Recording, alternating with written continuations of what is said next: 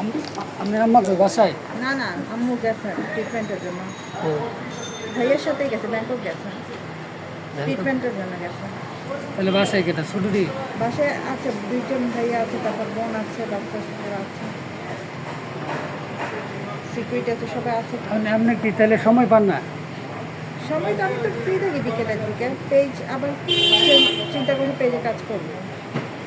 আমার প্রোডাক্ট না, মানুষের প্রোডাক্ট নিয়ে ওটা প্রোডাক্ট মার্কেটিংটা করে দেবো।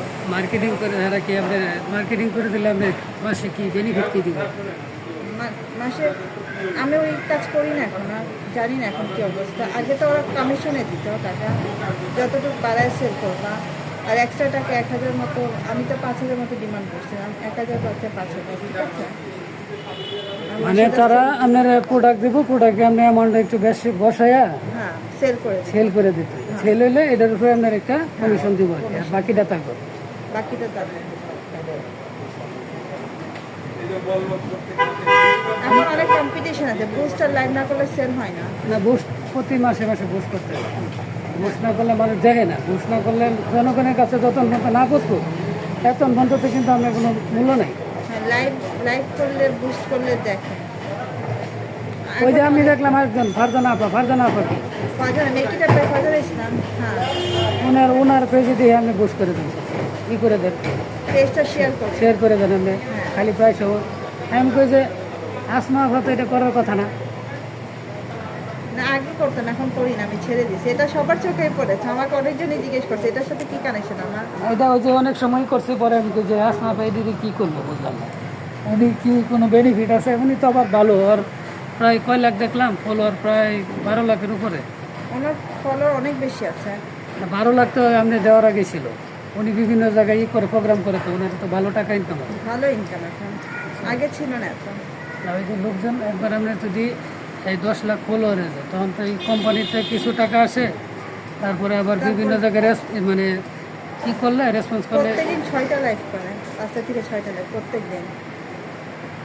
ও তো সবারই করে, ভালো খারাপ সবারই করে। এটা আমি আর এখন ওকে পাত্তা দিই না, ওটা শেয়ার করি না, ছেড়ে দিচ্ছি আমি শেয়ার করাতে। মানে আমার 2 বছর ধরে আমি শেয়ার করাই ছেড়ে দিয়েছি। আগে অনেক শেয়ার করতাম, আগে ভালো ছিল আপুটা, এখন ডিমান্ড বেড়ে গেছে দেখলাম, এখন আর শেয়ার করি না।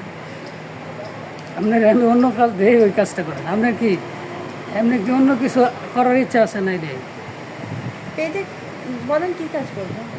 আমি আপনারা প্রোডাক্ট দিতেছি, এই প্রোডাক্টগুলো আপনি সেলের ব্যবস্থা করেন, কোটি কোটি টাকার প্রোডাক্ট, কথা বলতে। এটা ঘটনা হয়েছে আমার প্রতি পিস 300 টাকার মতো কিনা। আমাকে কি করতে হবে? প্রোডাক্টের স্যাম্পল দিব না, না, আপনার কোনো ইনভেস্ট 1 টাকা দেবেন কেন? আমি জাস্ট সেল দিয়ে দিব। আপনার সেলও দেওয়া লাগবে, সেল তারাই দেব। আমরা আপনার প্রোডাক্ট দেবো, প্রোডাক্ট খালি মনে করেন আপনার পেজে বা এর মধ্যে দিয়ে সুন্দরভাবে যে ডিটেলস দেওয়া, ডিটেলস তো আমরা পুরোটা দিয়ে দেবো। এরপরে আপনার ডিটেলস দেওয়া রেনো প্রতি পার পিসে যদি 1 টাকা করে পান, তাহলে হিসাব করেন 10,000 পিসে কত হইতেছে আপনার 10,000 টাকা। যদি ওই দিন 5,000 বিক্রি আপনি পাইবেন 5,000। আমাকে দেখতে হবে না, আপনার কোনো কিছু করতে হবে, সব তো আমি আপনার দিই, সব আপনার দেবো। আপনার শুধু খালি এটা সুন্দর করে পোস্ট করে পাঠাই দেবেন, ওটাই তো। আর কিছু আপনার দরকার নেই। আমরা ছবি দেবো, স্যাম্পল যা লাগে সব আপনার দিয়ে দেবো। ঠিক আছে, আপনি দেন, আমি করে দেবো। এটা আপনি করে দিলে সুবিধাটা কী হলো জানেন? দেখা গেলে যদি 5,000 পিস বিক্রি করতে পারে, তাহলে আপনার প্রতি 1 টাকা পেলে পাইতেছেন 5,000, কিন্তু যদি 5 টাকা পান পাইতেছেন কত? আমি সেল দিয়ে দেবো, কাস্টমার এনে দেবো, কাস্টমার এনে দেবো, এটাই তো। হ্যাঁ, কাস্টমার এনে দেওয়া লাগবে, মানে বিশাল টাকার অ্যামাউন্ট তো কাস্টমার লাগবে না। কাস্টমার আপনার নাম্বার দেওয়া দরকার নেই, কারণ আপনার সবসময় ফেস টু ফেস হওয়ার দরকার নেই। ফেস তো আমরা নাম্বার আমার দিয়ে দিবেন, শুধু আপনি মনে করেন ডিটেলস যা কিছু দেওয়ার।